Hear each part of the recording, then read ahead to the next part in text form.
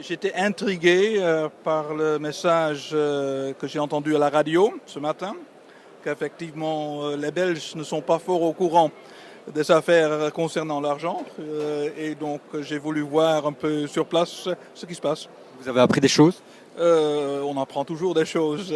Bon, ça reste toujours un peu un boule de cristal pour voir ce qu'on peut faire avec notre argent, ça c'est clair. Je sélectionne tous les stands que je vais voir, surtout les débats en fait. Et donc j'ai sélectionné ma journée. Maintenant j'ai 1 heure devant moi où je suis libre et je vais visiter les stands. Nous en tant que jeunes, c'est vrai que financièrement on est souvent un peu juste. Donc on essaye de trouver la meilleure opportunité, donc que ce soit dans l'immobilier ou dans les investissements un peu plus financiers. Donc voilà, on cherche un peu, on ne connaît pas très bien, donc on vient se renseigner un peu à gauche à droite et ça ouvre des portes. Des fois ça enferme, mais au moins on est sûr de ce qu'on fait et on limite le risque, quoi.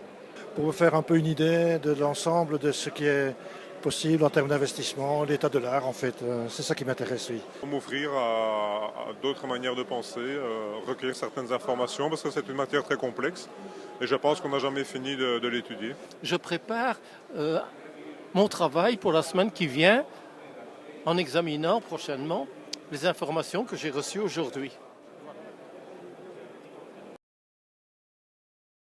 J'ai trouvé par exemple sur le site, je pense que ça s'appelle Realis, c'est un nom que je ne connaissais absolument pas.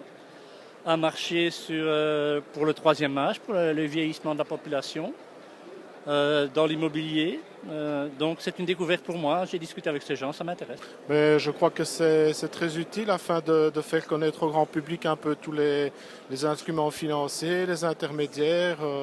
Je crois que c'est indispensable à l'heure actuelle. C'est essentiellement cela, en un seul lieu, plutôt que de faire toutes les portes des différentes banques, des œuvres d'art et des choses pareilles. Je ne connaissais pas et c'est assez intéressant. Mais oui, l'avantage c'est qu'on a pas mal d'acteurs qui sont regroupés et donc en une demi-journée on peut avoir pas mal d'informations intéressantes et une bonne vue du marché. La grande surprise a été de découvrir des stands qui proposent des financements alternatifs, autres que les financements traditionnels auxquels on est habitué en termes d'épargne.